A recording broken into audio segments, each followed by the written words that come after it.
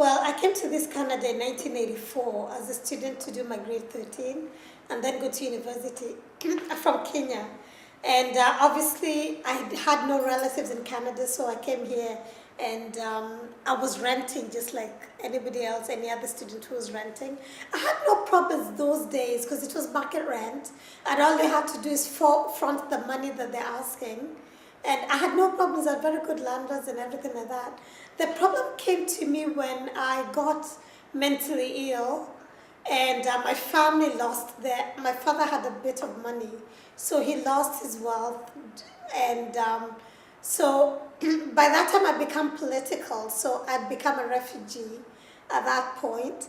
And I decided to become a Canadian at that stage. And that's when my housing took on a different tenor because, like I said, I was fronting my market rent and I had no problems with landlords. And now when because I couldn't, I went on welfare because I was diagnosed with schizophrenia in 1994, January 1994. And I went on welfare, and on welfare, you're given, I think, a maximum up to $450, and on top of your monthly expenditures. And that couldn't be enough to rent anything, not even a basement or anything like that. So I was forced to be homeless because I couldn't find it. Well, rat and cockroach infested places I could get for $450. I'm middle class, almost upper middle class. I cannot live in such conditions. So I could not, and so I was couch surfing with the Kenyans that I knew, from place to place, with person to person, family to family, until eventually they kicked me out. I wasn't getting the $450 that the government was giving because I wasn't renting anywhere. So I was only getting 200 and something for my expenditure and for my living expenses. And I was homeless for a while.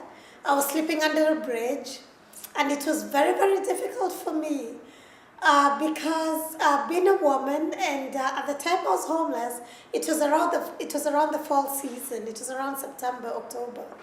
And so it was a little chilly, and I found it very, very difficult to stay in a cafe for as long as possible, and then sometimes I'd be kicked out because I had no money to buy coffee. And then I'd go and stay under a bridge, somewhere near, I can't remember it's not very far from Young and Blow. There's a bridge somewhere that I used to sleep under. So it was very difficult. But what really saved me is that eventually I got into the system, not because I was mentally ill, and I had a housing worker, and she introduced me to HouseLink.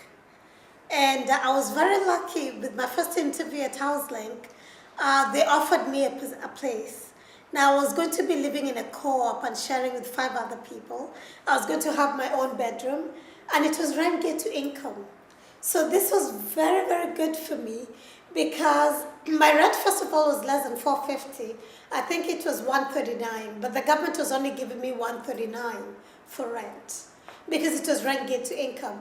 But it was a nice, clean area. I was living in the annex, a very good housing. It was a 3-level house, so it wasn't very tall building or anything like that. Not too many people. And I found myself very lucky to live in such a situation. I was lucky to have the largest bedroom too. The person who vacated the place had the largest bedroom, so I inherited it. So I felt very good because I have a lot of stuff. And I was very happy living there in that co-op for a while. My roommates for the first 2 years were just great.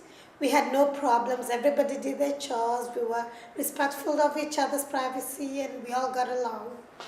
One by one, they started moving out. And then incoming people were not that easy to get along with. So little by little, my living situation began to become hellish because we had this guy who was not only stealing our food, he was abusive to us. He assaulted me and my other roommate. I mean, things became so hellish that we were forced out of our apartment, and we had to go and get accommodation elsewhere because they were trying to evict him because it was causing too much trouble. Now with HouseLink is a very good organization that houses psychiatric survivors, but their mandate is to house everybody. So that means including even troublemakers. They have their stake at HouseLink. So, it was long and drawn out. It took so long. They finally kicked him out. But, it was hellish for us. It was a terrible situation for us. The other people who came in again were not as good as the ones when I moved in the first time. Some didn't do their chores. Some, didn't pay their rent. Then another one started stealing from me. His apartment was right opposite mine. His room was right opposite mine. So every time I'd go to the shower, and I have short-term memory loss because I had ECT administered to me in the early 90s when I was going in and out of hospital. And as a result, I lost my short-term memory, and so I don't remember things. So even though I knew that I had to lock my room every time I leave my place, because he used to steal money from me, and HouseLink couldn't do anything because I didn't catch him red-handed. I knew he's the one who was doing it. But I had to catch him red-handed, and obviously I couldn't.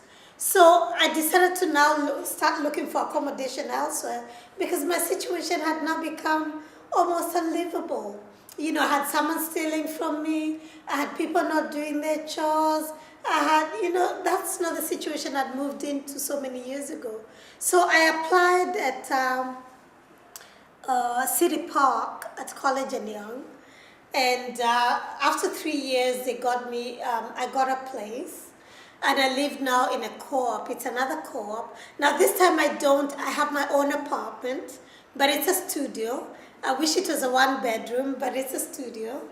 But I live on my own. And I've been lucky through my work with mental illness that I was very lucky to lock into rent get to income right away. I told you my hellish situation trying to get market rent at $450 a month, which I couldn't get. But that didn't go on for very long because, like I said, I got mentally ill and I got into the system.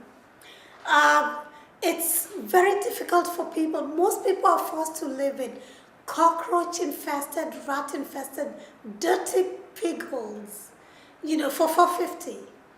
You're very lucky to find that. And most people who get market rent, who can't get rent get to income or any subsidized housing, must be very lucky to get something livable, really, because it's very, very difficult to get something that, not even the space, just the way the landlords don't take care of their, housing. They're very good at collecting the rent, but in terms of making it livable for that person who's paying that rent, they really don't, like I said, it's very difficult for people. It's very, very difficult for people. They should either hike up the rents or, gives people subsidy. I say subsidy has been God sent for me, and that's what the government should do, really. Give people subsidy because I don't want to answer your second question, but housing is very important for people's well-being. Yeah. The little that I can imagine I know about housing is that I think people want to live independently. So rent get to income would be the best thing so that people have the choice to choose wherever they want to be housed.